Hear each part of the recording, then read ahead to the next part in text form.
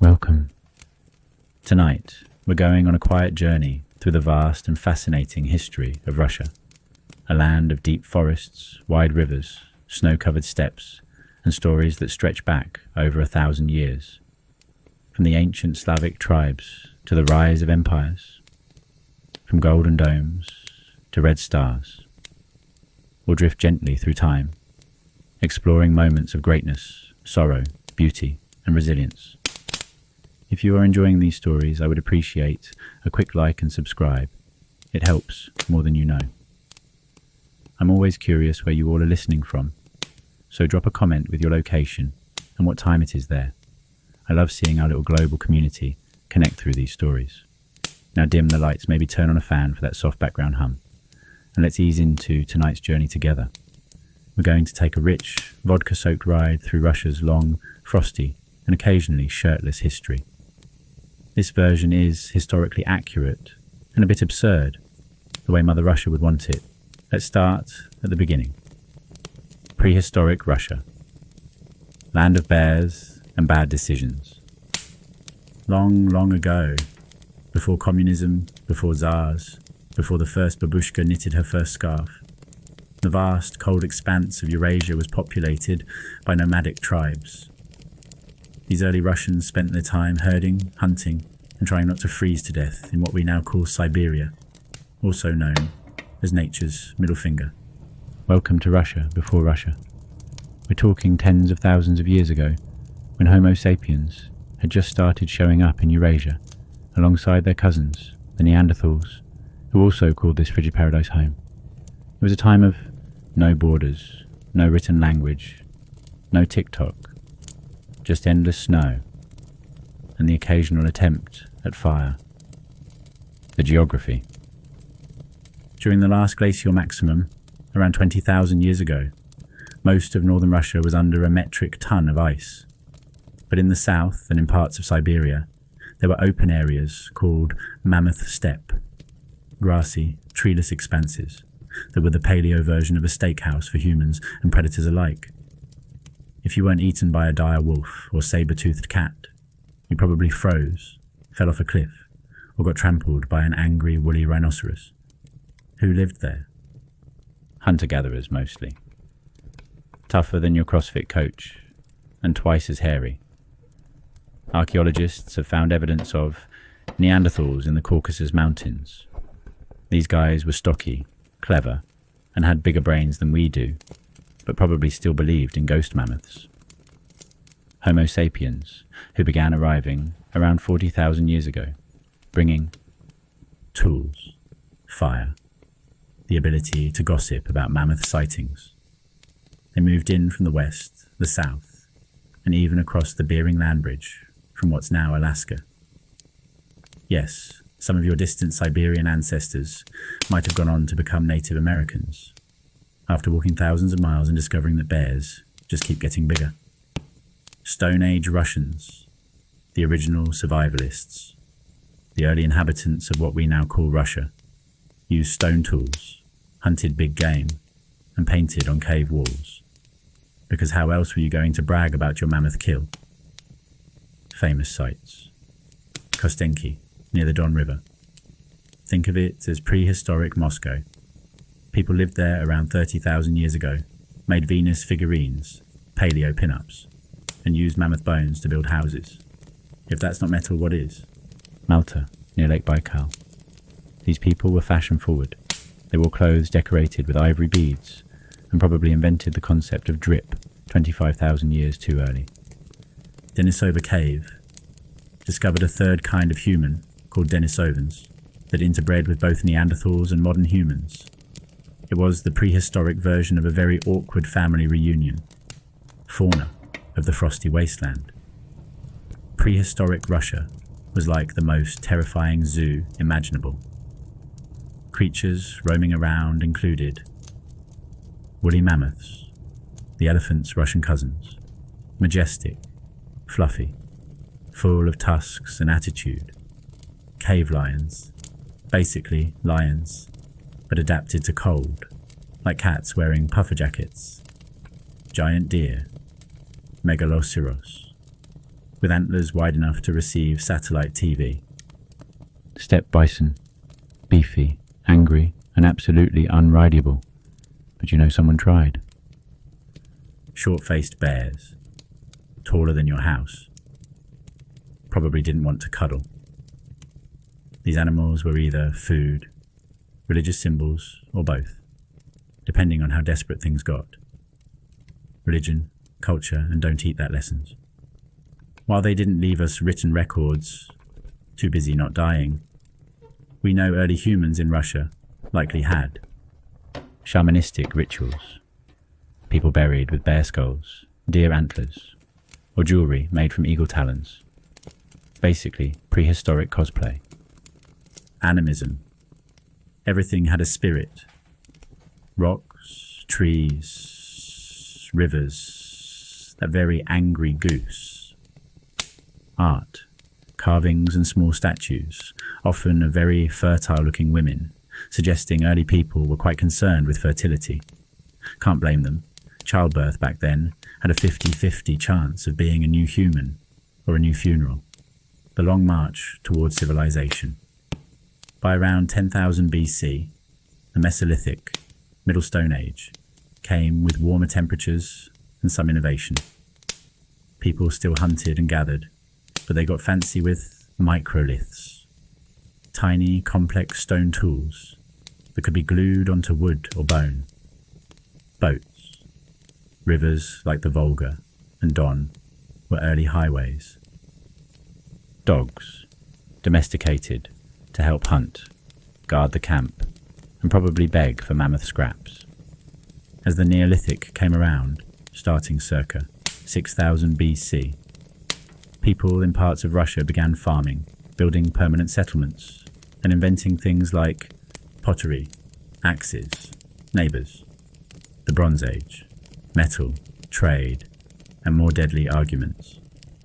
By 3000 to 2000 BC, Russia had multiple distinct cultures, like Yamnaya, Vatyanovo, and Srubna, who were early Indo-Europeans. These people domesticated horses, invented chariots, developed social hierarchies, early version of "this is my land, now go away." They also gave rise to many of the language groups found across Eurasia. So if you speak English, Russian, Hindi, or Greek, you might owe a thank you to a Bronze Age steppe herder with a fantastic moustache. By the time civilization arrived, by the first millennium BC, the stage was set for incoming empires, tribal federations, Scythian horseback archers, and eventually the Slavs, who would go on to form the foundation of Russian identity. But before all that, there was ice, there was fire, there was mammoth stew, and there were people, scrappy, shaggy, slightly insane, building the foundations of the biggest country on earth, one freezing footstep at a time. Kievan Rus, circa 862 to 1240. The medieval birth of Russian identity with bonus Viking energy. Kievan Russes, where Slavic heart meets Viking biceps. And the result is a powerful medieval confederation that is somehow the cultural ancestor of Russia, Ukraine, and Belarus, all of whom now have complicated feelings about it. And let's start with a question historians have asked for centuries. Did Russia come from Vikings or Slavs? Answer: yes. The Rurik problem, Russia's first political power move. It all begins in the mid-9th century. According to the Primary Chronicle, a historical record written by monks who loved drama, the Slavic tribes were tired of fighting each other over fish, mud, and whose cow looked at whom funny. So they said, let's invite foreigners to come rule us. What could go wrong? Enter Rurik, a Varangian, read Swedish Viking, who came down from the north, looked around at the swampy mess of Novgorod, and said, yeah, this works. He became the first prince in 862, kicking off the Rurikid dynasty, which would rule for the next 700 years. That's right. Russia was founded by a Viking who probably couldn't pronounce borscht. Oleg of Novgorod, the guy who upgraded the franchise. Rurik's successor, Oleg the Prophet, looked south and saw Kiev, a sweet spot on the Dnieper River. Already a thriving trade hub, read lots of loot. It was inhabited by Slavic tribes with too much autonomy and not enough swords. Oleg conquered it, declared it the new capital around 882, and thus gave us the catchy brand name, Kievan Rus. Then he nailed his warlord resume by raiding Constantinople twice, because once wasn't enough, making the Byzantines sign trade treaties with Prince Oleg, ruler of many Slavs and some very pointy boats, and allegedly dying because of a prophecy involving a snake and his horse's bones. Medieval stuff, economy, pelts, honey, and Byzantine drip. Kievan Rus's was basically an early Amazon Prime for Eastern Europe. North sent furs, wax, and pine nuts. South received silks, wine, coins, and occasionally some spicy political influence. Their economy ran on. Trade with Byzantium, which treated Kievan Rus's like that cousin who's cool but a little violent. Tribute from conquered Slavic tribes. The original tax system, also known as give us stuff or we'll burn your village. Raiding, classic Viking business model. Vladimir the Great, R 980 to 1015, converts a nation for the perks. Now we meet the rock star of this period, Vladimir I, a former pagan prince with too many girlfriends and not enough divine legitimacy. He decided to shop around for religions, like he was browsing a medieval dating app. Islam, Judaism, Western Christianity, Eastern Orthodoxy. Choose Byzantine Christianity because the churches were beautiful, the rituals were dope, and he got to marry the Byzantine emperor's sister. Jackpot. In 988, he baptized himself in the Dnieper River and declared that everyone else was getting baptized too, whether they liked it or not. If you've never imagined an entire city being forcibly pushed into a river in the name of Jesus, now's your chance. Why was this important? It united the realm under one religion. It brought in Byzantine architecture, literacy, and priests. It gave the Slavs a high culture glow-up that made the neighbours jealous. Yaroslav the Wise, circa 1019 to 1054. Russia's smartest dad. Vladimir's son Yaroslav took things to the next level. He created the first Russian law code, called Russkaya Pravda, or Russian Truth. Basically, don't steal pigs, don't stab your neighbour, and if you must do both, pay a fine. Built St. Sophia Cathedral in Kiev, which still slaps. Married off his daughters to half of Europe's royalty. They called him the father-in-law of Europe, which is the medieval version of LinkedIn networking. Under Yaroslav, Kievan Rus's was at its cultural peak. Art, education, church building, and more beards than ever before. Society, boyars, peasants, and beard flexing. Kievan Rus's wasn't a unified country. It was more like a feudal Starbucks franchise model. The Grand Prince of Kiev held theoretical authority, but only if his cousins weren't trying to shank him. Boyars, nobles, ran local areas, taxed peasants, and occasionally flipped allegiances for sport. Peasants worked the land, paid taxes, and prayed the Mongols never showed up. Also, beards were a big deal. Cutting a noble's beard could be a punishable offence. Hair was power. Medieval glam was real. The beginning of the end. Sibling rivalry and bad geography. After Yaroslav's death, his kids promptly ruined everything by fighting each other constantly, splitting the realm into dozens of mini principalities, weakening the central authority like it owed them money.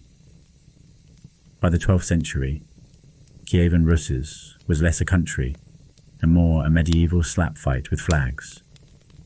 Then came the real kicker.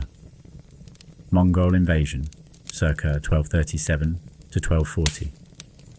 The party ends, the horde begins.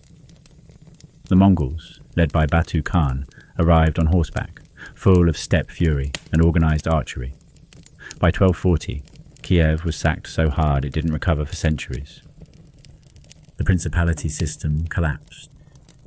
Survivors were now vassals of the Golden Horde, paying tribute and bowing low. R.I.P. Kievan Rus. You were fun while you lasted, fashionable, feudal, and full of potential, but no match for nomads with flaming arrows and a schedule. What Kievan Rus left behind. Despite its collapse, Kievan Rus gave us the Eastern Orthodox tradition that still defines Russian and Ukrainian spirituality. The Cyrillic alphabet, thank Saints Cyril and Methodius. The idea of a Slavic empire based around a strong prince and a strong church.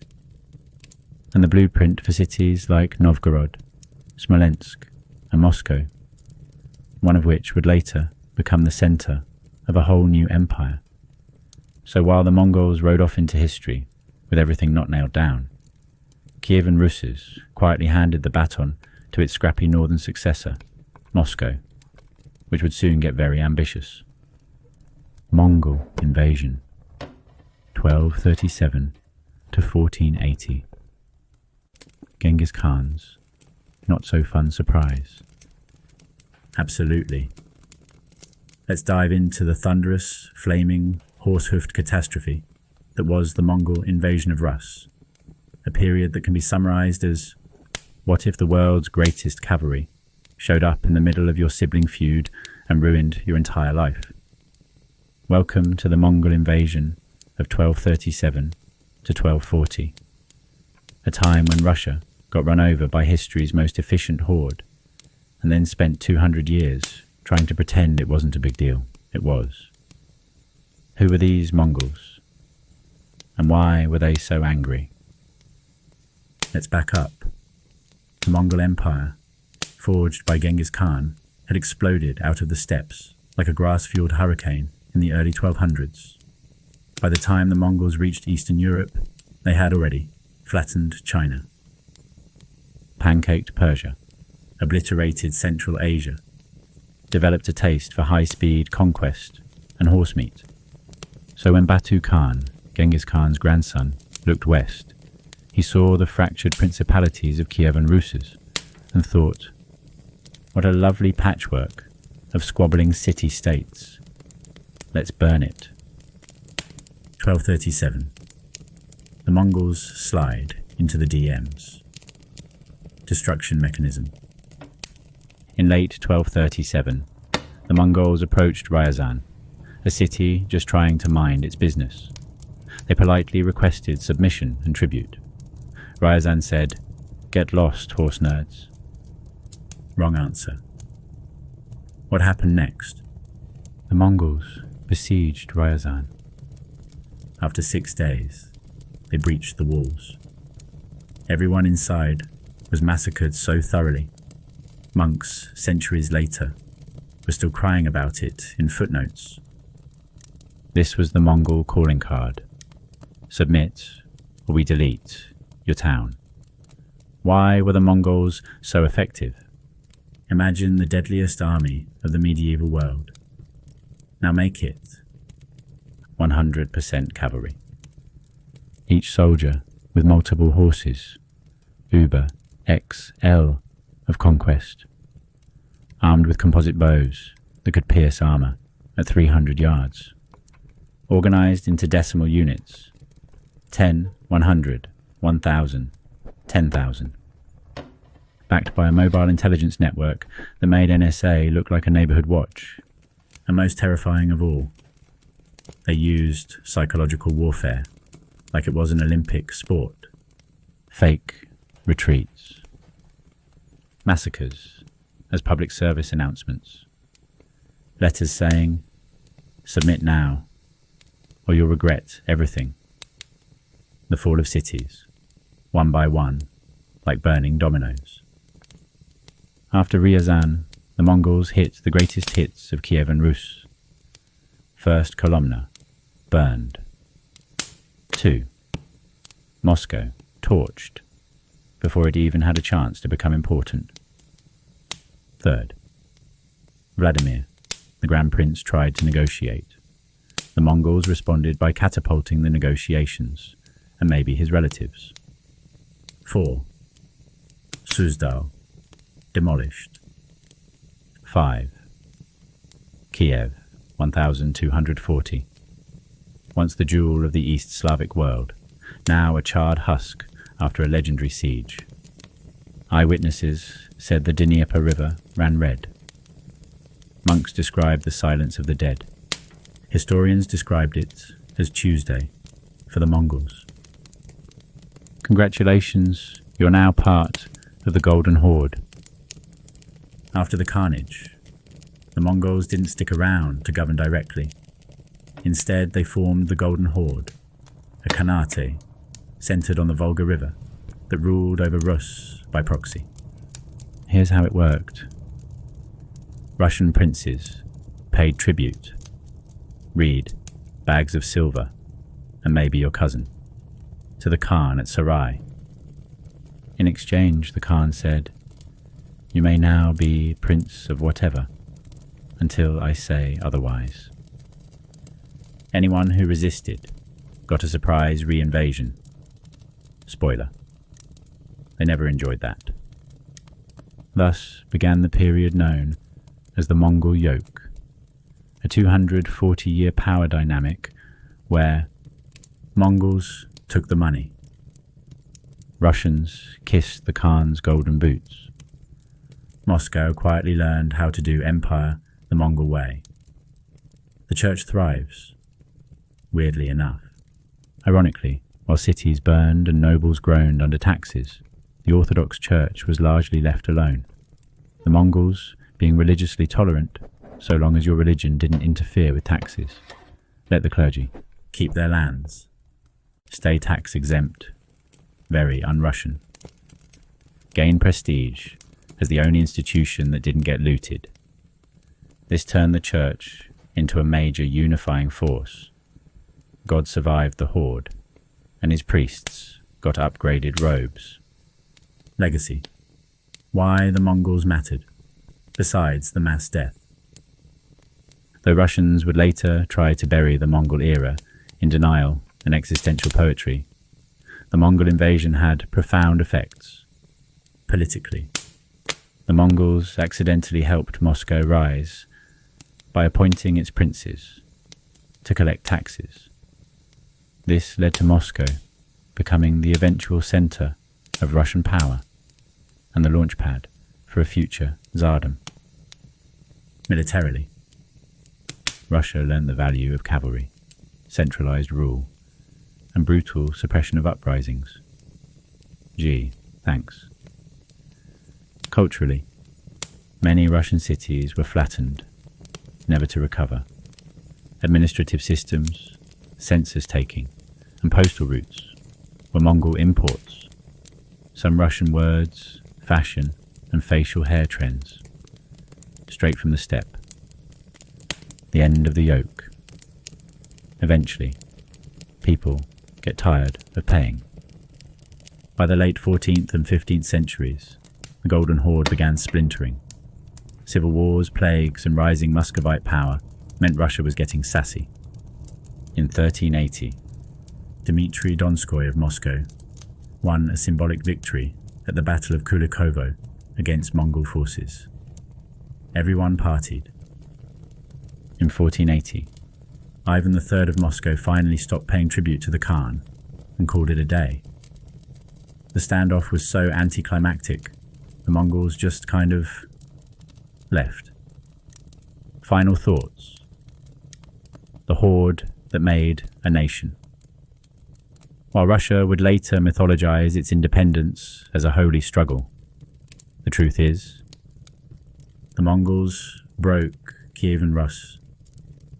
They humbled it, milked it for cash, and made it their side hustle. But in the process, they taught Russia how to centralize, how to conquer, and how to rule an empire without collapsing every 5 minutes. So while the horde eventually vanished into history, the way of ruling they brought, that stayed, especially in Moscow, where the future Tsars learned empire building from the masters of it. The rise of Moscow, circa 14th century to 16th century, from mud pit to powerhouse. This chapter is full of sneaky princes, Mongol tax collection, church power grabs, clever marriages, and the gradual but relentless hoarding of land and power. Basically, Game of Thrones, if the Iron Throne were made of fur hats and onion domes. Setting the stage. Post-Mongol disaster recovery. After the Mongol invasion, 1237 to 1240, turned Kievan Russes into a historical BBQ pit. The old centre of power, Kiev, was wrecked. Other major cities were in decline too. Novgorod was rich but isolated. Vladimir was burnt toast, and Tver was trying way too hard. But one upstart principality started playing the long game. Moscow, originally founded around 1147 as a minor hill fort with good swamp access and questionable real estate value. Why Moscow? Geography, baby. Even though it seemed unimpressive, Moscow had access to 3 rivers, Volga, Moskva, Oka, forests for natural protection, and bare population, a central position for trade and tribute, enough fog to conceal just how boring it was, and most importantly, it was just far enough away from the Mongol base in Sarai to avoid constant beatdowns, but close enough to be useful. The secret weapon, tax collecting for the Mongols. Here's where things get Machiavellian. The Mongols said, "We need a local guy to collect taxes for us, so we can continue building golden yurts." Moscow said, "Sure, we'll collect taxes, and totally not skim 20% off the top while we build up our own army and play dumb." The Moscow princes, starting with Ivan Feyur Kalita, Ivan Moneybag, became Grand Princes of Vladimir, the title that Mongols handed out like a Manager of the Month plaque. Ivan Mai used the role to crush rival cities like Tver with Mongol permission. Hoard land like a medieval Zillow addict. Bribe the Orthodox Church to relocate the Metropolitan of Kiev to Moscow in 1325. This last move was huge. Suddenly, Moscow had religious legitimacy. The church became their hype man. Moscow was God-approved. The church and the city, a match made in heaven, and tax shelters. Moscow plus church equals power couple of the 14th century. As the Mongols began to fragment and fight among themselves, Moscow, protected Orthodox Christianity, presented itself as the new center of Eastern faith, started using religion as a political weapon, like a holy hand grenade. Bonus: the church was tax exempt, so its growing land holdings. More Moscow wealth without tribute. Miraculous. Dmitry Donskoy, the kid who punched the Golden Horde in the face. In 1380, Dmitry Donskoy, Prince of Moscow, decided he'd had enough of the Mongols pushing him around. At the Battle of Kulikovo, he gathered a coalition of Russian princes, prayed a lot, fought the Mongol general Mamai on the Don River. Miraculously, the Russians won. This was a big PR victory. Everyone started saying, "Hey, maybe Moscow is blessed by God. Let's forget all the times they betrayed us." Unfortunately, the Mongols came back 2 years later and wrecked the place again, but history books politely skip that part. Ivan III, the Great, circa 1462 to 1505. Moscow goes full empire mode. Ivan III was the prince who took Moscow from a strong duchy to a proto-empire with a boss battle theme song. He did the following: tripled Moscow's territory by absorbing weaker neighbouring principalities, like a Slavic vacuum cleaner. Married Sophia Palaiologina, the niece of the last Byzantine emperor, giving him imperial street cred. Declared Moscow to be the third Rome.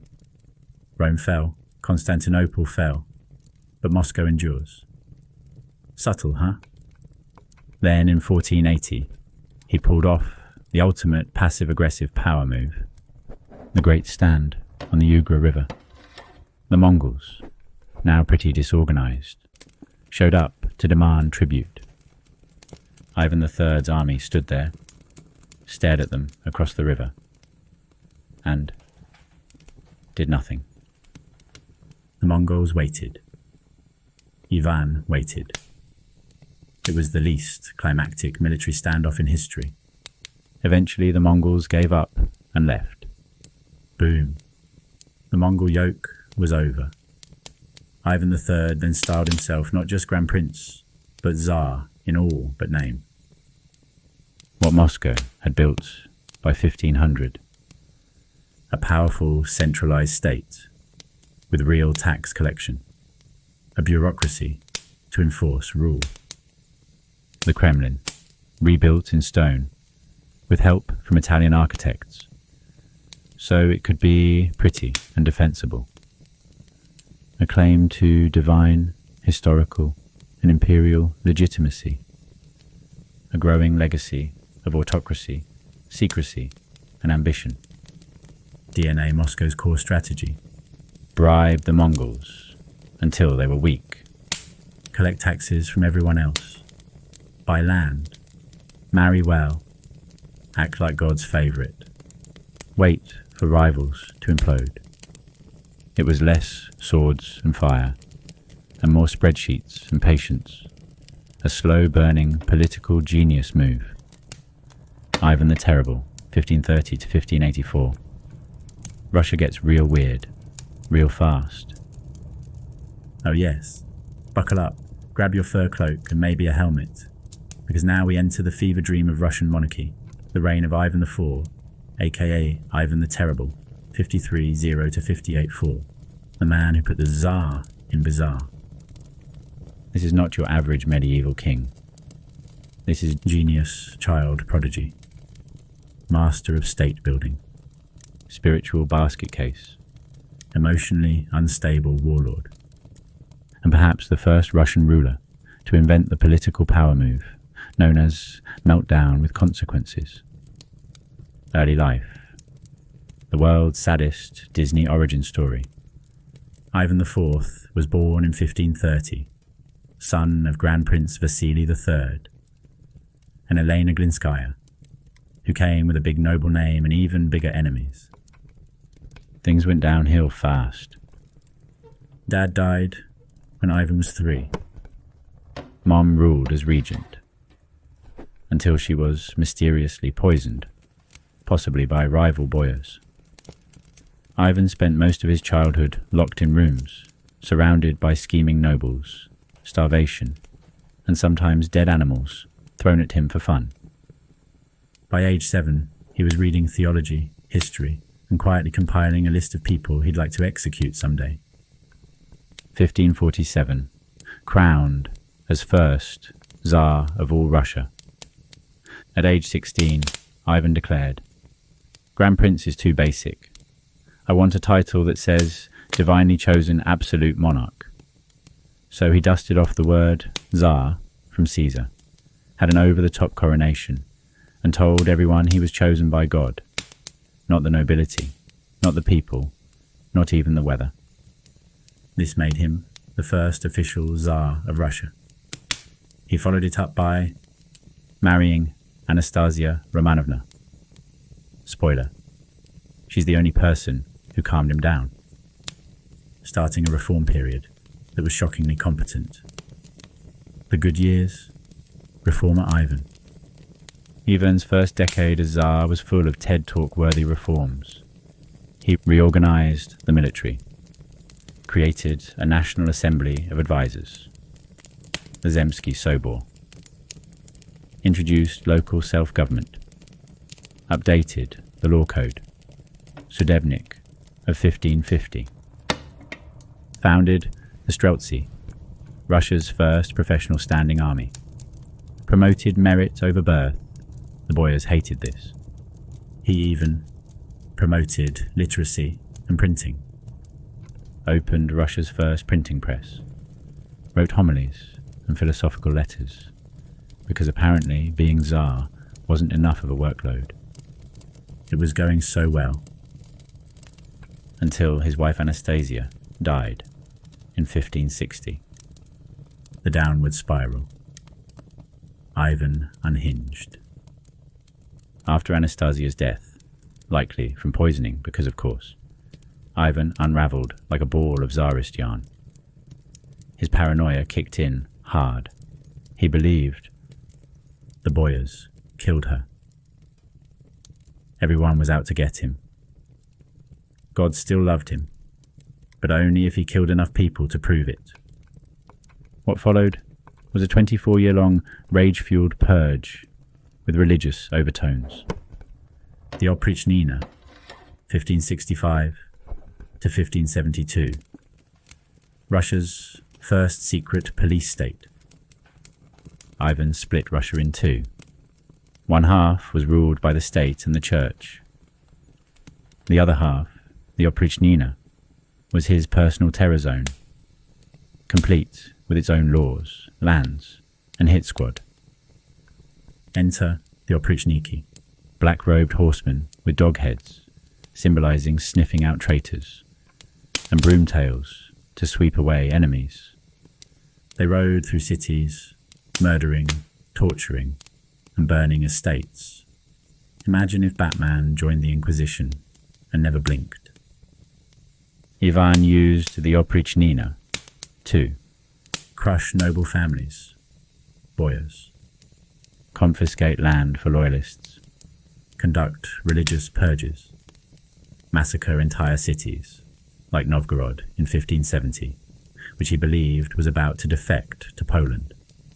Thousands were slaughtered, drowned, or flayed.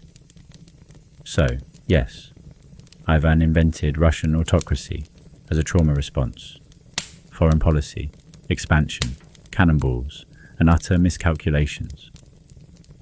Ivan wasn't content just terrorizing his own people. He wanted a warm water port because why should we only be freezing 10 months a year? He launched the Livonian War, 1558 to 1583, to take over the Baltics. Unfortunately, he fought Lithuania, Poland, and Sweden at the same time. His army was brave, but poorly supplied. His enemies were smart, Catholic, and much better at alliances. Result: Russia lost the war, tons of money, and its chance to be a Baltic power. But he did conquer Kazan, 1552, and Astrakhan, 1556, expanding Russia deep into Tatar territory and laying the groundwork for empire in the east. Siberia, by proxy. He sent the Cossacks and merchants to go east and wrestle bears for him. Ivan's personality, paranoid Shakespeare villain, meets theologian. He wasn't all stabby. Ivan was. A deeply religious man, constantly writing letters about divine judgment. A smart administrator, when he wasn't setting fire to things.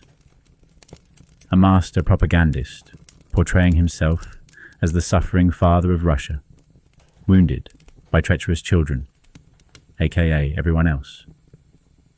A fan of long public tirades where he yelled about sin, betrayal, and the Mongols, as if it all just happened last week. The tragic climax, filicide and failure. In 1581, during an argument, Ivan struck his pregnant daughter-in-law and caused her miscarriage. When his son and heir, Ivan Ivanovich, protested, Ivan IV beat him to death with a staff. This single moment doomed the dynasty. His surviving son, Fyodor, was sweet but mentally unfit to rule, and after his death in 1598, the Rurikid dynasty ended. Cue the time of troubles, 1598 to 1613, a violent period of famine, impostors, foreign invasions, and general national screaming. Legacy. What did Ivan leave behind? Ivan IV built the foundation of the Russian autocracy that would continue under the Romanovs. Centralized power, noble repression, a culture of fear, plus state surveillance. Religious, nationalist exceptionalism. He also gave us St. Basil's Cathedral, built to commemorate his conquest of Kazan, and allegedly blinded the architects afterward, so they could never create anything so beautiful again. Probably apocryphal, but very on brand. In summary, Ivan the Terrible was complicated. Brilliant reformer. Yes. National unifier. Absolutely. Emotional grenade with a crown. Also yes. Ivan IV remains a symbol of Russian power and madness, part bogeyman, part saint, part Shakespearean tragedy, with an orthodox soundtrack. His reign taught Russia that stability could be bought with terror, and set the tone for autocracy, fear politics, and the bizarre beauty of an empire forever dancing on the edge of collapse. The time of troubles, 1598 to 1613. Because one crisis wasn't enough. Ah yes, the time of troubles, 1598 to 1613, or as Russia likes to call it, that one period where everything was on fire, upside down, foreign invaded, and possibly haunted. This is arguably the most Russian era of Russian history. Political chaos. Check. Foreign invasions. Double check. Random imposters claiming to be royal zombies. Triple check. Peasant revolts, famine, and apocalyptic religious hysteria. Welcome to the time of troubles. What was the time of troubles? In short, it was 15 years of national psychosis following the death of Tsar Fyodor the Man in 1598, the mentally impaired son of Ivan the Terrible. Fyodor's death marked the end of the Rurikid dynasty, which had ruled Russia for over 700 years. And Russia, being Russia, handled the dynastic crisis with massive overreaction and a dash of civil war. Let's break this beautiful train wreck into digestible bites. The problem. No heir, no plan, no chill. Fyodor died without a child, and his most competent relative had already been murdered by his dad. Thanks, Ivan the Terrible. That left the throne empty. So who stepped in? Top hat Boris Godunov, circa 1598 to 1605. Fyodor's capable brother-in-law. Actually a decent administrator, but not of royal blood. Elected Tsar by the Zemsky Sobor, National Assembly. Russia's version of, please, someone take the job. His main crime, not being a Rurik.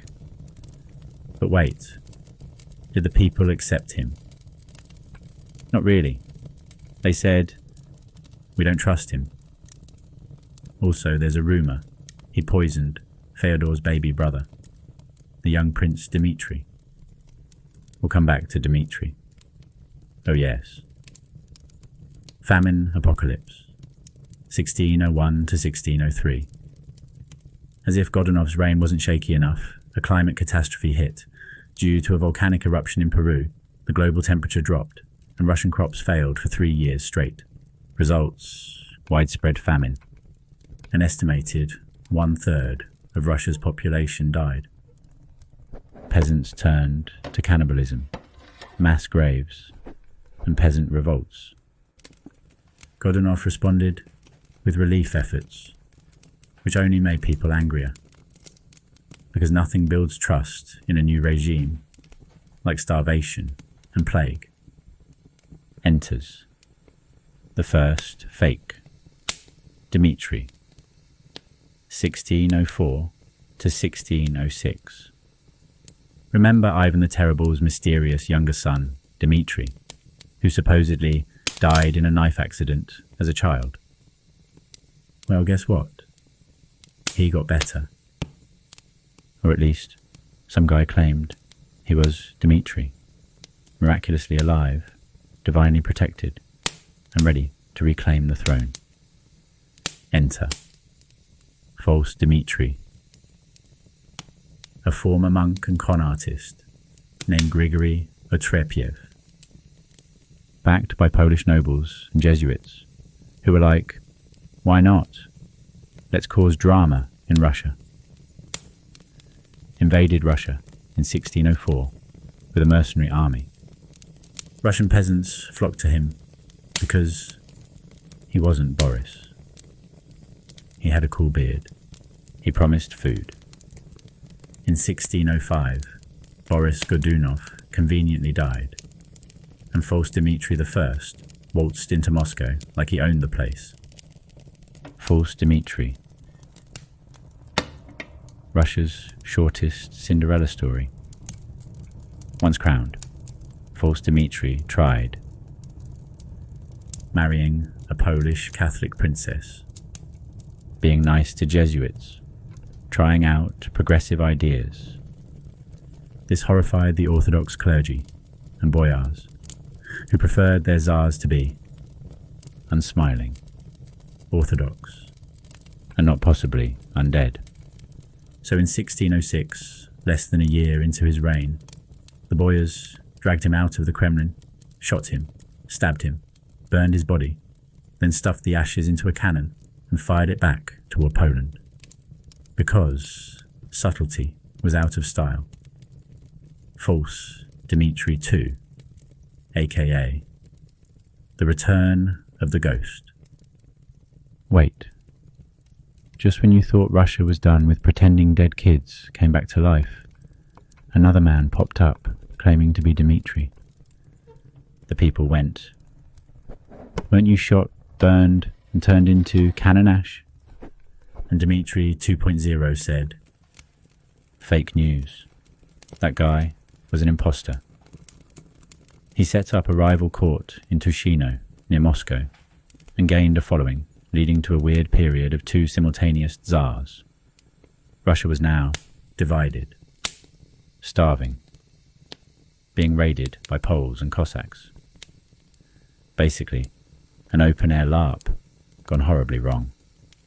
False Dmitri II was eventually assassinated by one of his own men while in bed, possibly while pantsless, because Russian history never misses a chance for undignified exits. The Polish invasion, 1610 to 1612. Now, it's really a party. While Russia was busy chasing ghost princes and running out of grain, Poland-Lithuania said, hey, nobody's guarding the Kremlin. So in 1610, Polish troops marched into Moscow. Boyars offered the Russian throne to Prince Władysław, son of the King of Poland. This caused utter national panic, because the new ruler was a Catholic foreigner. The Orthodox Church freaked out. Peasants began forming anti-Polish militias, like it was Red Dawn, the medieval edition. The people strike back, Minin and Pozharsky, 1612. Out of the chaos rose an unlikely team. Kuzma Minin, a butcher and merchant from Nizhny Novgorod. Prince Dmitry Pozharsky, a noble with military chops.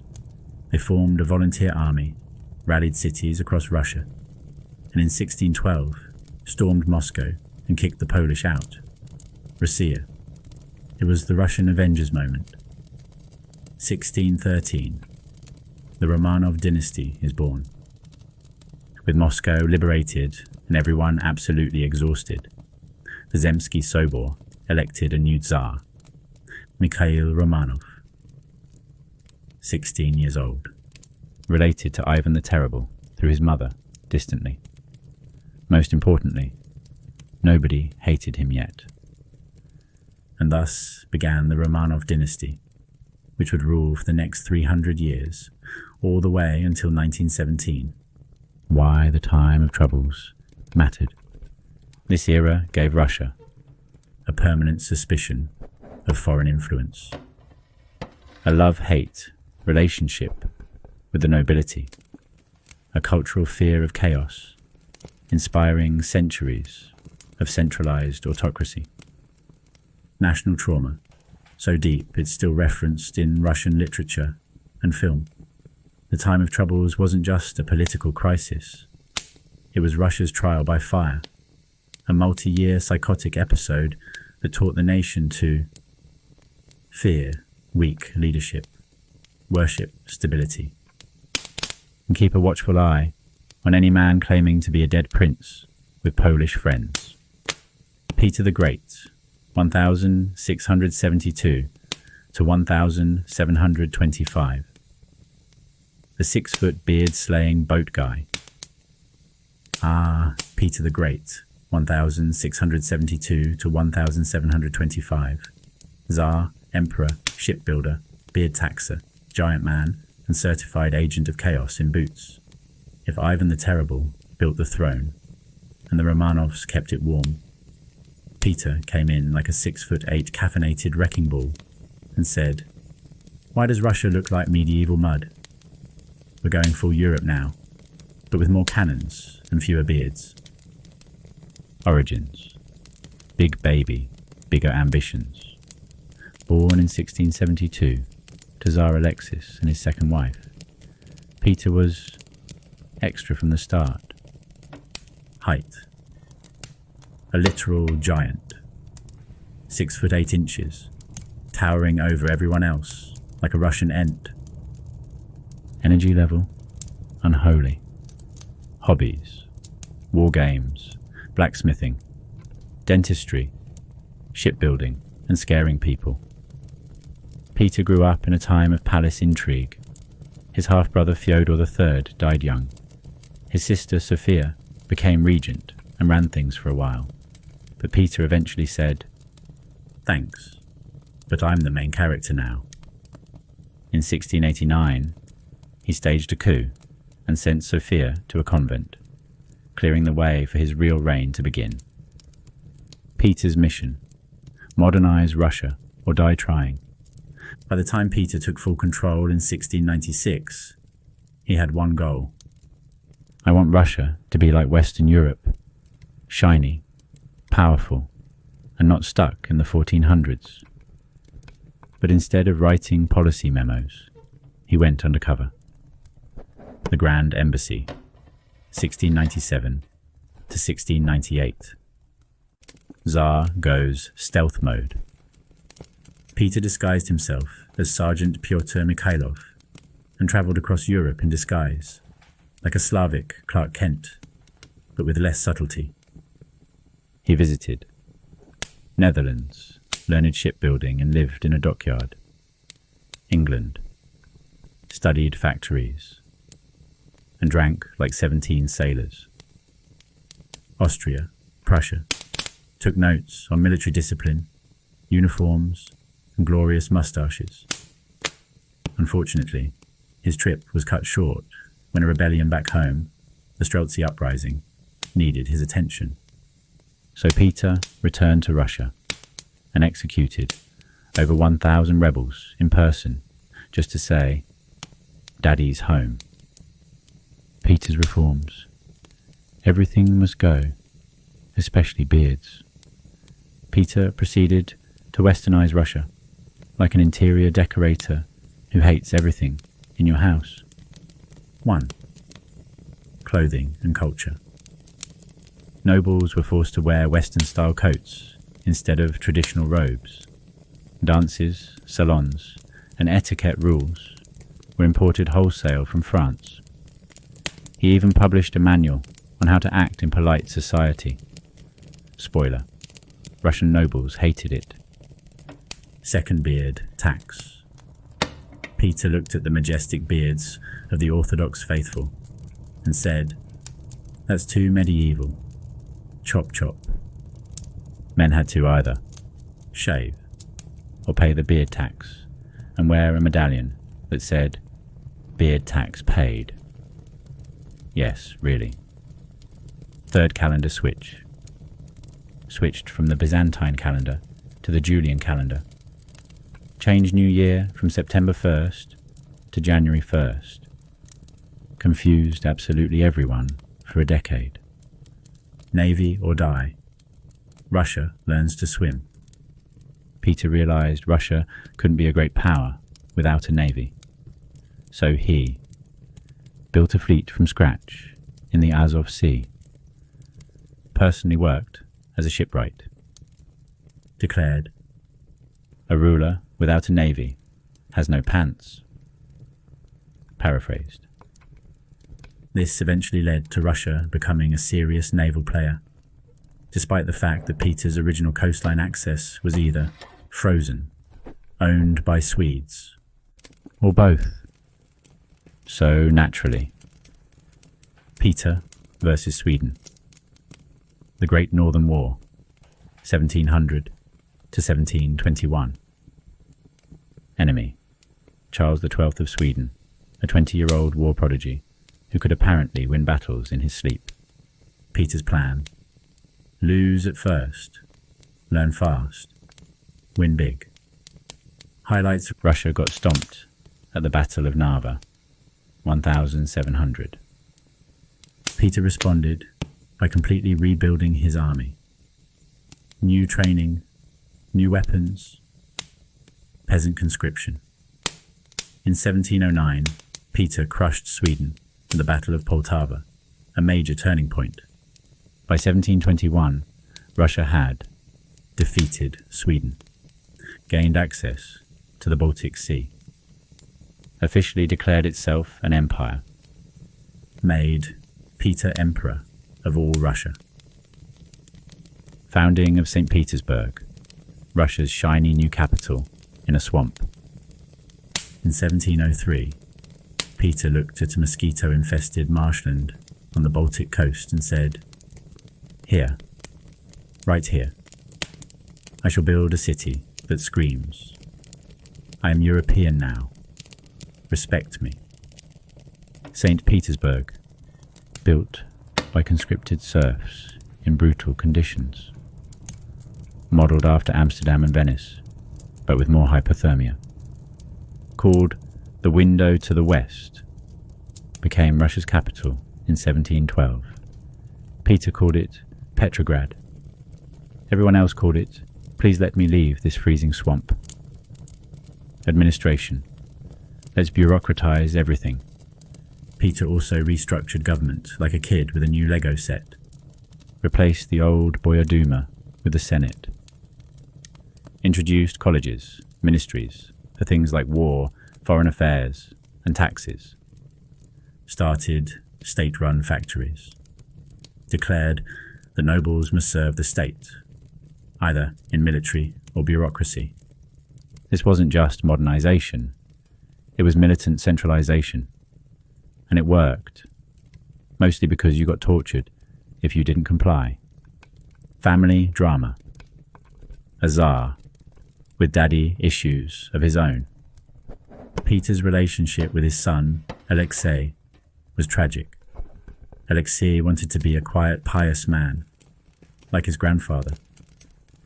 Peter wanted him to be a mini-me with a sword and attitude. Alexei fled to Europe in fear, was lured back, and then died under mysterious interrogation. Read, Dad had him executed. Peter was many things. A father, not so much. Death and legacy. He died, yelling orders. Peter died in 1725, after saving some sailors from drowning and catching pneumonia. Yes, seriously, this man could not stop doing things. Reportedly, his final words were, "Give everything to," and then he died, before finishing the sentence. Classic Peter. Legacy. Peter, the Great, the human bulldozer. He left behind a westernized, centralized, militarized Russia, a navy and a real empire, a completely restructured nobility. St. Petersburg, the only capital city in Europe built on peat and pride, a reputation as both a visionary modernizer and a tyrannical maniac. Peter wasn't just a Tsar. He was a cultural shockwave in a tricorner hat. He dragged Russia, kicking and beard-screaming, into modernity. And the country never looked back, mostly because it was too scared to. Catherine the Great, 1762 to 1796. Enlightened, empowered, an extra. Catherine the Great, 1729 to 1796. The Enlightenment Empress, Empire Expander, Philosopher Correspondent, and possibly the most dramatic career pivot in history. Born a minor German princess, she changed her name, changed her religion, took over the Russian Empire, ruled for 34 years, and became so influential that history literally stuck the word "the Great" to her name, not for conquering alone, but because she made Russia fabulous, ruthless, and smarter all at once. And no, she did not die in that way. More on that later. From Sophia to Catherine. Makeover of an empress. Born Sophie Friederike, Augusta von Anhalt-Zerbst. She was a minor Prussian-German princess. Think D-list European royalty. Bright, curious, and highly educated. Not especially rich or powerful. Basically Disney princess with third-tier Wi-Fi. In 1745, she was selected to marry Peter III, heir to the Russian throne, because he was technically related to the Romanovs. He was technically Protestant, and everyone else was either too old, too dead, or too French. She converted to Russian Orthodoxy, changed her name to Ekaterina, Catherine, and learned Russian better than her husband ever would. Husband problems. Peter III, the walking red flag. Peter III was not Tsar material. Fun facts about Peter. Obsessed with Prussia, Russia's enemy. Played with toy soldiers in bed at age 28. Insulted Catherine in public. May or may not have named his dog after her ex-boyfriend. When he finally became Tsar in 1762, he tried to take Russia out of its war with Prussia. Everyone was like, alienated the Orthodox Church, planned to divorce Catherine, and managed to reign for exactly 6 months. So Catherine said, time for Plan B. With the help of the military, especially her very strong, very handsome lover, Grigory Orlov, she staged a coup, had Peter arrested, and a few days later, he died mysteriously. Oops. And just like that, Catherine, the not really Russian, became Empress of all Russia. Enlightened despotism. Tsarina, with a philosophy degree. Unofficial. Catherine fancied herself a philosopher queen, like Plato in Pearls. She corresponded with Voltaire, Diderot, and Montesquieu, and said, "Russia must be modern. Let's reason our way into greatness." She tried to codify Russian law. Too big. Free the serfs.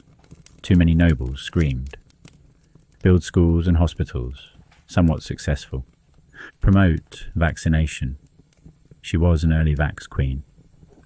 She even wrote a nakaz, instruction, for a legislative assembly that borrowed heavily from Enlightenment ideas like separation of powers, equal protection under the law, legal rights. The nobles said, cute pamphlet, but also, no. But let's be real. Catherine was also a boss-level autocrat. While she quoted Rousseau, she also expanded censorship, crushed rebellions like a boot on a balalaika, strengthened serfdom. Yes, made it worse. Gave vast amounts of land to nobles who stayed loyal. Catherine believed in enlightenment from the top down, meaning she would decide what's good for everyone, and they would say, thank you. Conquest mode. Catherine goes full empire. She didn't just philosophize, she conquered. Major military highlights. Partition of Poland, 3 times. She sliced up Poland with Austria and Prussia like it was a birthday cake, and didn't leave the Poles a single candle. Annexed Crimea. That's right. She was the first to take Crimea and integrate it into the Russian Empire. Sound familiar? Kedvi fought the Ottomans. Russia expanded into the Black Sea, gaining warm water ports. Peter the Great would have cried tears of joy. Pushed Russia's borders west, south, and southeast, making Russia the biggest empire in Europe at the time. Cultural queen Catherine built a smarter Russia with gold trim. She founded the Hermitage Museum by hoarding Western European art like a queen with an eBay addiction. New academies, theatres, and libraries. Schools for girls. Gasp. And even the first Russian dictionary project. She turned St. Petersburg into a cultural capital, not just a swamp with shiny buildings. But not all sunshine. The Pugachev Rebellion, 1773 to 75. A guy named Yemelyan Pugachev claimed to be her dead husband, Peter III, because Russia can't go 5 years without a royal zombie showing up. He led a massive Cossack and peasant revolt, one of the largest in Russian history. It nearly toppled Catherine's government. She responded by crushing it with brutal force, executing Pugachev in a very medieval fashion, beheading then quartering, and realizing maybe I should be less enlightenment and more gulag when needed. After this rebellion, she doubled down on supporting the nobility and tightening serfdom, because revolution is only cute from a safe distance. Catherine's love life. Soap opera meets statecraft. Catherine had a long list of favourites, some politically savvy, others just very good at conversation. She gave them titles, estates, and palaces. Moved on gracefully when she got bored. Sometimes kept multiple lovers at the same time, and appointed one ex-boyfriend as governor of Crimea. Imagine your ex running Florida. Was it scandalous? Sure. Did it stop her from ruling effectively? Not even slightly. Death and Legacy. Exit. Stage fab. Catherine died in 1796 of a stroke at age 67, still ruling, still planning wars, and still dressed in royal robes like a boss. No, she did not die from any horse-related incidents. That rumour was made up 100 years later by French pamphleteers who were mad that she was smarter than their king and a woman. Misogyny plus xenophobia equals bad fan fiction. Legacy of Catherine the Great expanded the Russian Empire more than any other ruler ever, turned Russia into a European cultural and military powerhouse, cemented the autocratic model for centuries, bridged Enlightenment thinking with imperial ambition, left behind the Hermitage, modernized laws, and a terrifyingly long Wikipedia entry. Catherine was a master of statecraft, image control, soft power, and strategic romance. She wasn't Russian, wasn't male, and wasn't supposed to rule, but she did all three better than anyone before her. 19th century. Lots of serfs. Very little chill. Ah, the 19th century in Russia.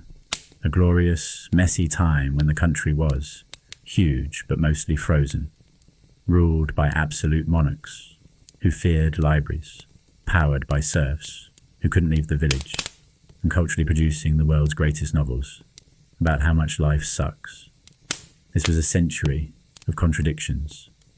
Backward but brilliant, oppressive yet idealistic, and just a few decades away from full-scale revolution, like a pot that kept simmering for 100 years before blowing the lid clean off. Let's take it step by step. Down the Romanov lineup, 1801 to 1900. From Tsars to trauma. The Romanovs were still in power, but each ruler had their own flavour of, please don't overthrow me. Here's the all-star cast. Alexander I, circa 1801 to 1825, the Tsar who beat Napoleon and then got really weird. Came to power after his dad, Paul I, was assassinated by nobles who thought he was too crazy for Russia, which says a lot. At first, Alexander was into liberal reforms and Enlightenment ideas. He was like, let's modernise. And then immediately got distracted by Napoleon Bonaparte. Napoleon invaded Russia in 1812, and the result was the biggest military oopsie in French history. Russia implemented the scorched earth policy, which means burn your own country so the enemy starves. Moscow was abandoned and set on fire, which in fairness did work.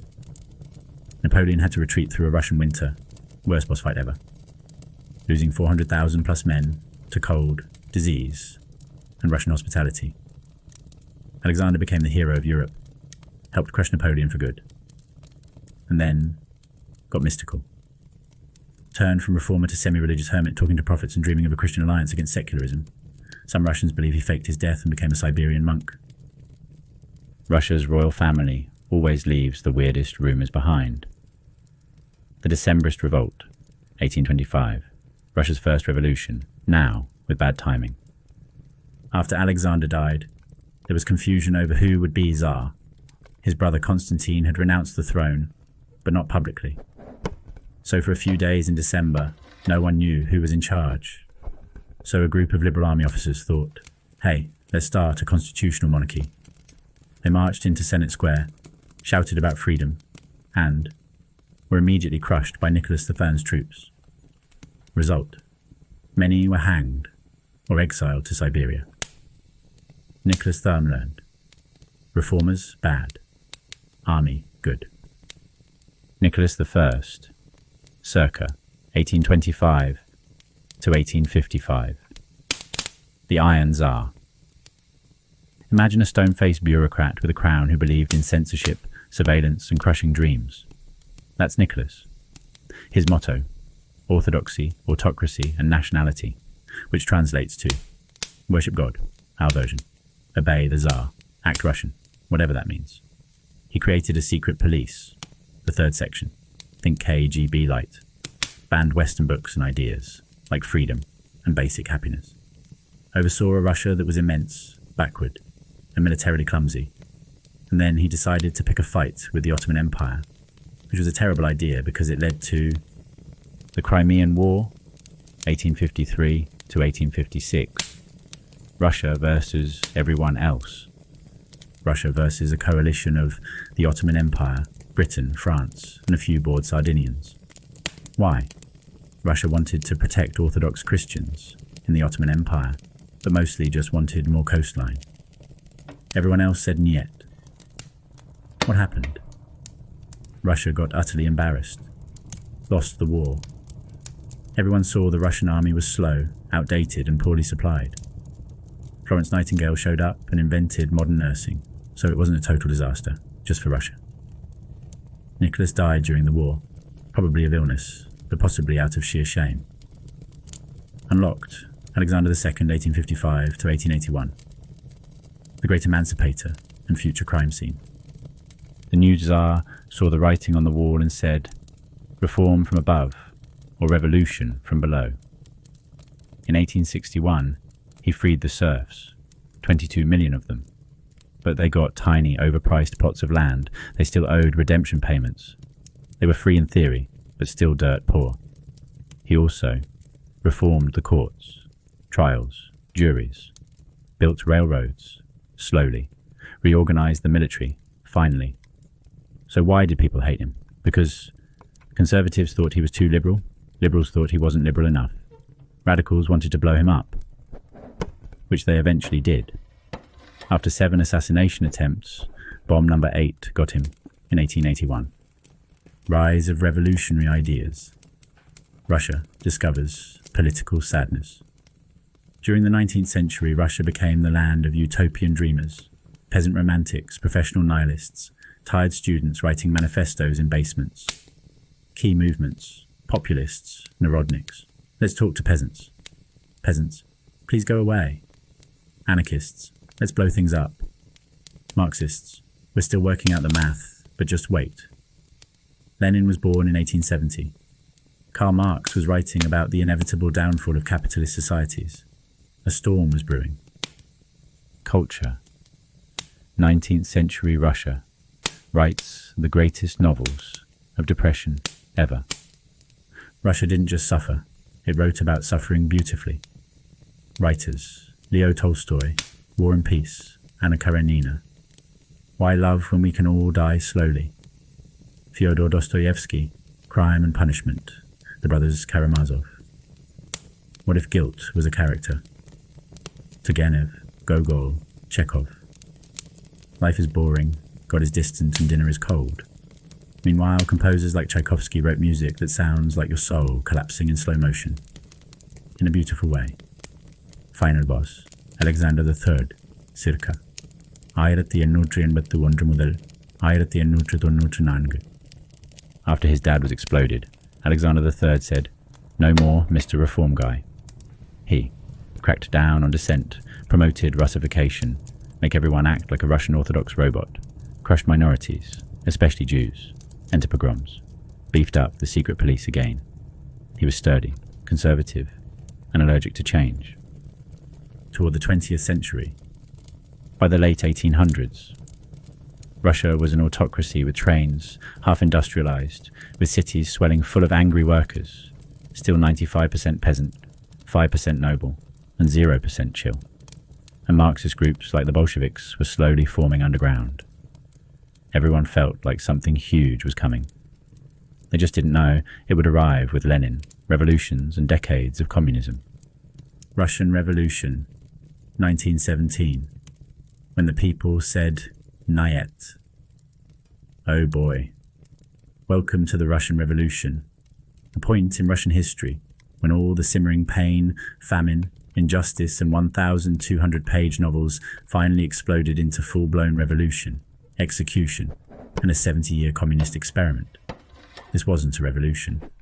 It was several revolutions, coups, uprisings and betrayals in a trench coat, happening in rapid succession from 1905 to 1922 with a little world war in the middle. Grab your Roshenka. This one's a wild ride. Prequel. The 1905 revolution. Can we please just have a constitution? After the disasters of the 19th century, things hit boiling point in 1905. Context: Russia lost the Russo-Japanese War, which was extra embarrassing because they didn't think Asians could beat them. Spoiler, they could. The economy was collapsing and the people were starving. The Tsar was Nicholas II, a man whose leadership skills ranked somewhere between soggy wallpaper and no. Trigger. In January 1905, a peaceful protest led by Father Gapon marched to the Winter Palace in St. Petersburg with a petition to improve working conditions. Nicholas's troops responded with machine guns. This became known as Bloody Sunday. What followed? Strikes, riots, mutinies, the Potemkin battleship rebellion, where sailors said, "We'd rather mutiny than eat this meat." Creation of Soviets, workers' councils, especially the one in Petrograd, which would come back like a bad sequel. Tsar's reaction. He gave the people the October Manifesto, promising a Duma, parliament, civil liberties. "I'll change, I swear." Then he immediately walked back most of it. Thus, revolution was postponed, but not cancelled. Meanwhile, the rise of revolutionary movements. Underground parties flourished, including Mensheviks. Let's do socialism slowly and democratically. Socialist revolutionaries. Let's give land to peasants and sometimes throw bombs. And then the Bolsheviks, led by Vladimir Lenin, who said, "We don't have time for all this democracy nonsense. We take power now, shoot people later." Lenin was exiled, bald, furious, reading Marx like it was a war manual. World War I, 1914 to 1918. Russia's final mistake as a monarchy. Russia joined World War I to help Serbia and uphold its honour. That was a terrible idea because Russia was broke. The army was poorly equipped. The generals were incompetent, and the Tsar took personal command of the army, which was like letting your cat drive a tank. At home, food shortages, factories failing, millions of dead soldiers. People started saying, "Hey, what if we just stopped doing monarchy?" The Romanovs self-destruct, 1917. Part 1. The February Revolution, March in modern calendar, but Russia was still using the Julian one. Riots in Petrograd over bread, cold, and being Russian in general. Soldiers mutinied. The Duma formed a provisional government. Nicholas II abdicated on March 15, 1917. End of the Romanov dynasty. Just like that. No firing squad. No dramatic explosion. Just, "Okay, I'm done. Can I go home now? Number, you're under arrest." The provisional government, Russia, tries democracy for like 5 minutes. Led by Alexander Kerensky, the provisional government kept Russia in WWI. Awful decision. Didn't give land to peasants, didn't feed people, didn't suppress the growing Soviets. Result, everyone hated them. Enter stage left. Lenin returns. Revolutionary Pokemon has evolved.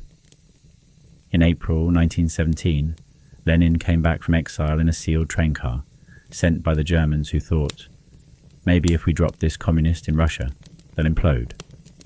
Lenin arrived in Petrograd and immediately started shouting, "Peace, land, bread.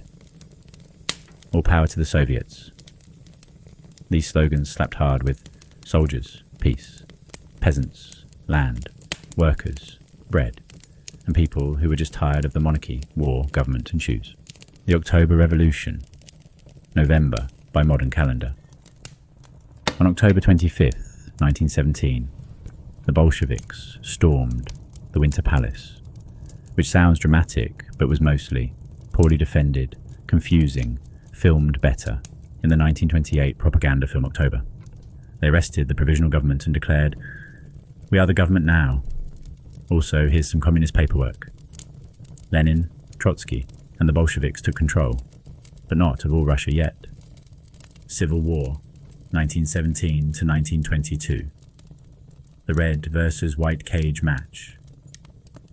The Reds, Bolsheviks, communists, disciplined, motivated, and in control of central cities. The whites, everyone else, Tsarists, liberals, nationalists, foreign armies. Yes, 14 countries intervened at one point. All they had in common was not being Bolsheviks. The Bolsheviks had Trotsky, who built the Red Army out of duct tape, trains and pure rage, war communism, confiscating everything, brutal suppression of opponents, e.g. Cheka, early secret police. By 1922, the Reds won. Russia was a smoking crater, but Lenin was in charge. What happened to the Romanovs? In July 1918, the Bolsheviks executed Nicholas II, his wife and 5 children in a basement in Ekaterinburg to prevent their rescue by white forces. It was brutal, quiet, and forever haunted Russian history. Birth of the USSR, 1922. Lenin's legacy. In 1922, the Union of Soviet Socialist Republics, USSR, was officially born. Tsarism, dead. Private property, mostly illegal. Religion, frowned upon. Economy, centralized. Secret police, enthusiastic. Lenin ruled until 1924. But by then, he was ill, and Stalin was rising behind the scenes, sharpening knives and making ominous eye contact. In summary, what the Russian Revolution did: ended 1,000 years of monarchy, created the world's first communist state, sparked a global red versus capitalism ideological battle, inspired revolutions around the world, led to 70 years of Soviet rule, with propaganda, Cold War, space race, gulags, and 11 different 5-year plans that didn't always involve food. Soviet era, 1922 to 1991. Utopia, with gulags. Ah yes, the Soviet era, 1922 to 1991. A part of Russian history that turned the largest country on earth into the world's first communist superpower. Then somehow kept it running for 70 years on a mixture of ideology, tanks and uncomfortable silence. The USSR gave the world cosmonauts, collective farms, Cold War drama, and a national anthem that still slaps. It also produced famines, gulags, the KGB, and enough bureaucratic red tape to strangle a mammoth. So grab your red star and your steel-reinforced optimism. This is the Soviet Union, comrades. Let's do this chronologically. Lenin's last years. 1922 to 1924. Power with a side of stroke. After the chaos of civil war and revolution, Lenin finally built the USSR in 1922, uniting Russia, Ukraine, Belarus, and the Transcaucasian Federation, basically Georgia plus friends. Lenin tried to stabilize the economy with the new economic policy, NEP, a temporary retreat from full communism, allowed small private businesses, aka, we pretend we don't hate capitalism for now. But then Lenin suffered multiple strokes and spent his final years mostly writing angry notes about how dangerous Stalin was. These were mysteriously not published until after Stalin died. He died in 1924. The embalming worked too well. His corpse is still on display, like the world's most awkward wax figure. Stalin. 1924 to 1953. Fear, 5-year plans, and forced industrialization. Joseph Stalin, a Georgian revolutionary with a mustache that could curdle milk, took power by outmaneuvering rivals like Trotsky, who ended up getting an ice pick to the head in Mexico, a textbook example of Soviet HR. Once in control, Stalin said, "We're 100 years behind the West. We must catch up in 10, or be crushed." So he launched the 5-year plans, forced industrialization, state quotas for steel, coal, tractors, and more steel, massive factory building, in places with no roads or bathrooms.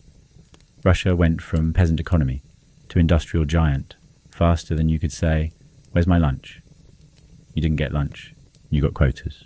Collectivization. How to ruin farming in one easy step. Stalin's bright idea. Take all the farms, merge them into state-run collective farms, kolkhozes, and force peasants to work for the state. The peasants responded, "What if we killed our cows and burned our crops instead?" Stalin responded, "What if I starved millions of you in return?" This led to the Holodomor, 1932 to 33, a man-made famine in Ukraine, 3 to 7 million deaths, one of the darkest chapters in Soviet history. But Stalin wasn't done. The Great Purge, 1936 to 1938. Trust no one. Stalin, ever the micromanaging paranoid, launched the Great Terror, where he purged the Communist Party of enemies, executed tens of thousands of officers, professors, engineers and poets, sent millions to the Gulag, a network of prison camps in Siberia, where you got 12-hour workdays, minus the pay or human rights. At one point, being literate and intellectual, or knowing someone who once owned a horse could get you sent to a camp. World War II, the Great Patriotic War, 1941 to 1945. From betrayal to Berlin. Act 1. Awkward alliances. Stalin signed a non-aggression pact with Hitler in 1939, splitting Poland like a leftover pizza. Then Hitler invaded the USSR in 1941 anyway. Act 2. Scorched earth and steel resolve. Stalin rallied the people with pure rage and the threat of gulags. Cities like Leningrad suffered sieges. Stalingrad became the bloodiest battle in history. 2 million casualties, and no one was allowed to surrender. Act 3. Soviet revenge tour. The Red Army rolled west, liberated Eastern Europe, and kind of stayed there. Captured Berlin in 1945. World War II ended with Stalin as a global hero, and Russia as one of 2 superpowers.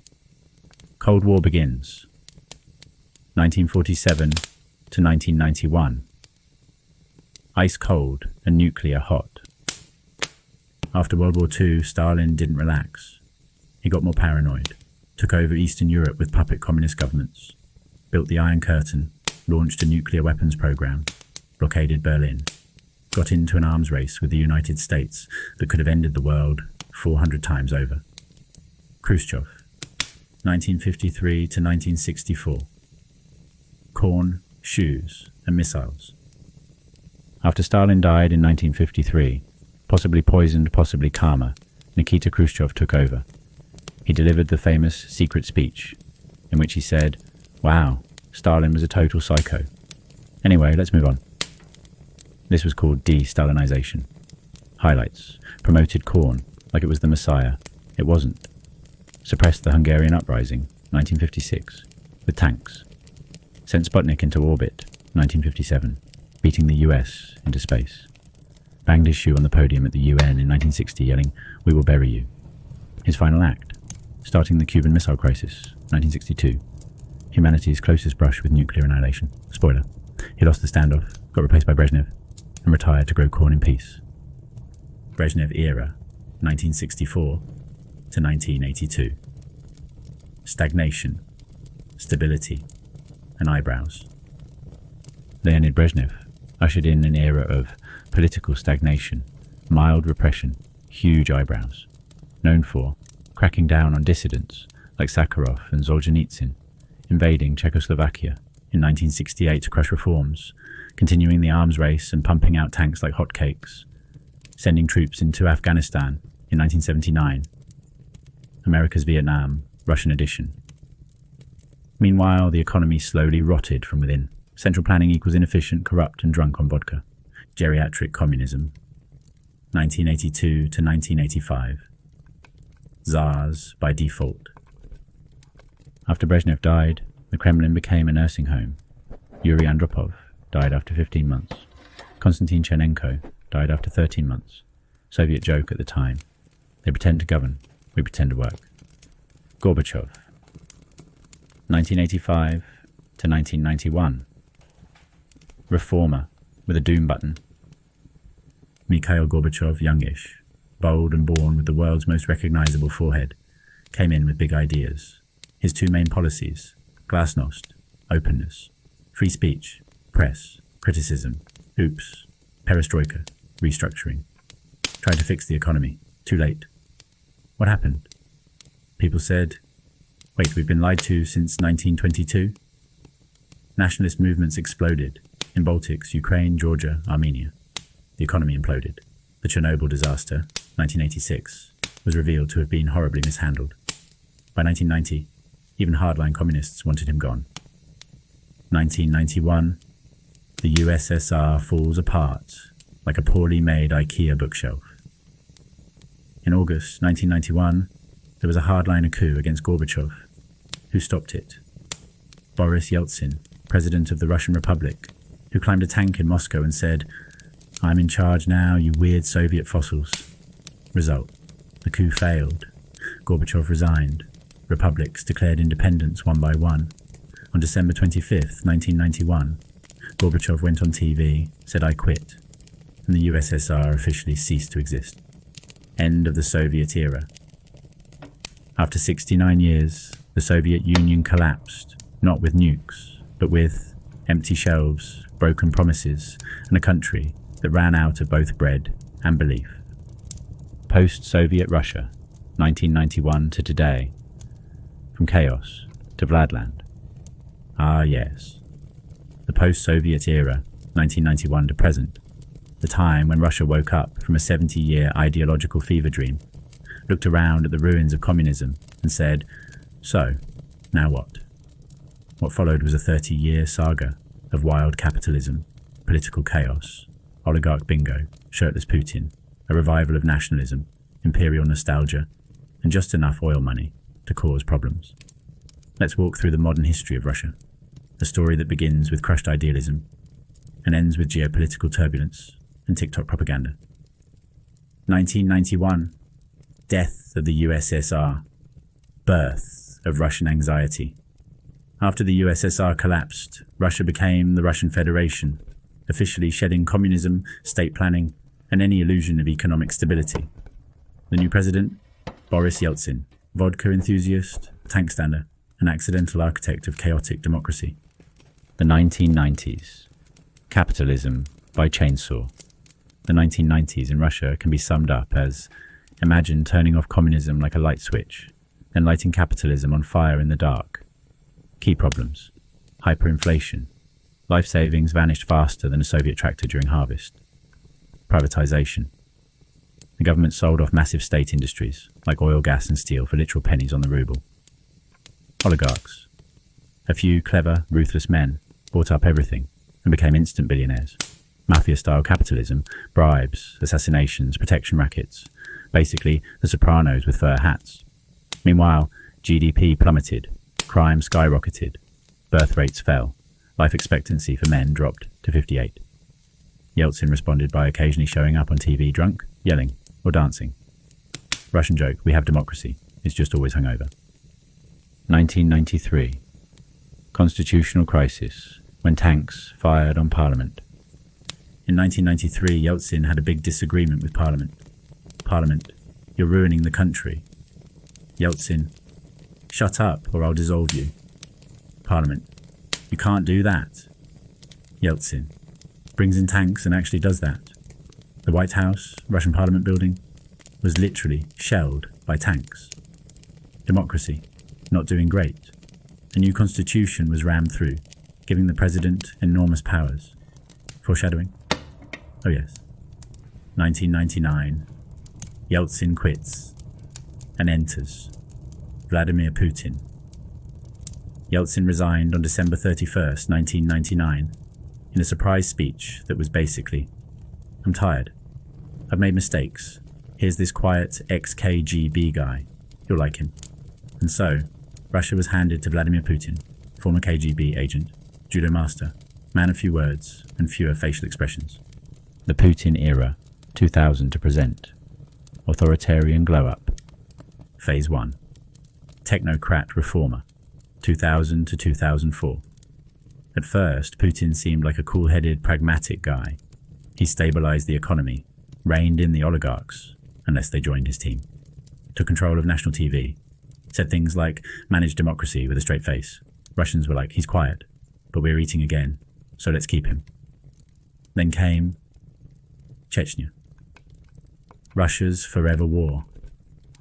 Russia fought 2 brutal wars against Chechen separatists. The second war began in 1999 with massive bombings. Putin flattened Grozny and won popular support for his toughness. Allegedly, some bombings may have been staged by the FSB, former KGB, but no one asks questions anymore. Oil boom. Power surge. 2000s. Russia's economy boomed in the 2000s thanks to soaring oil and gas prices, massive state control of energy, a flood of petrodollars funding pensions, infrastructure, and yachts. Result: middle class grew, people bought cars, iPhones, and European vacations. Putin's approval ratings hit Tsar levels. He was like, democracy. You mean that thing in Ukraine where they keep getting invaded? Democracy, in air quotes. Russian democracy by 2005. Elections still happened, but opposition candidates were jailed or banned. TV was all pro-Kremlin. NGOs were labelled foreign agents. Dissent hung suspicious. Still, many Russians shrugged and said, yes, but my rent is paid and the West is weird. Medvedev interlude, 2008 to 2012. The chair warmer. When Putin hit term limits in 2008, he installed Dmitry Medvedev as president. Medvedev acted like a modern liberal for a minute. Smartphones, Skolkovo tech hub, nice speeches. But it was clear he was, the kid holding the crown while dad takes a smoke break. In 2012, Putin returned as president after a brief gap, like "Did you miss me?" and changed the constitution to extend terms to 6 years. Because, obviously. Post-2012, Putin goes full Tsar. Now older, colder, and more in control, Putin cracked down harder on protests, pushed a patriotic, conservative narrative, church, army, family, rebranded liberalism as a Western disease. His new vibe: Russia is a besieged fortress surrounded by decadent NATO goblins. Only I can save her. The Ukraine drama, 2014 to ongoing. 2014, Ukraine's pro-Russian president was overthrown in the Maidan revolution. Putin accuses the West of instigating a coup and responded by annexing Crimea, saying it was always Russian. Also, the troops with no insignia, not ours. Russia also backed separatists in eastern Ukraine, continuing a proxy war. The West responded with sanctions. Putin's popularity skyrocketed. 2022. Full-scale invasion of Ukraine. On February 24th, 2022, Putin launched a full-blown invasion of Ukraine, expecting Ukrainians to surrender and the West to flinch. Western countries united, sanctioning Russia. The war dragged on, creating a war of attrition. Result: global isolation, tanking economy, but surviving thanks to oil. Domestic repression intensified. 2024 to present. Putin forever. As of now, Putin is still in power after rewriting the constitution again. He can stay until 2036. Russia is increasingly authoritarian, militarized and insulated. Opposition is dead, exiled or in jail. And so, dear comrades, we come to the end of our journey through Russia's 1,000-year saga. A tale filled with mystical monks, tsars with daddy issues, exploding serfs, dancing drunk presidents, and one very committed shirtless judo enthusiast. Russia has been a holy empire, a prison camp, a cultural powerhouse, a geopolitical puzzle, and a country where winter has military rank. It has survived Mongols, Nazis, and Nickelback. Produced Dostoevsky, Tolstoy, Tchaikovsky, vodka, and chess grandmasters. Gone from orthodoxy to atheism to orthodoxy again, and somehow kept the same moustaches. Through invasions, famines, wars, and very confusing calendars, the Russian people have shown unmatched resilience, creativity, and sheer survival instinct, like a bear that learned to write poetry while being shot at in 6 time zones. Yes, the history is often tragic, and the politics spicy. But within that, there is always hope, for renewal, for peace, and for a future shaped not by fear, but by the strength and soul of the people themselves. Here's to a Russia that builds more libraries than tanks, that exports more symphonies than sanctions, that makes the world marvel, not tremble. To the land of birch trees, ballet, blizzards and boldness. Thank you for watching, listening, and surviving this journey through madness and majesty. Now enjoy your sleep, you have earned it. Enjoy.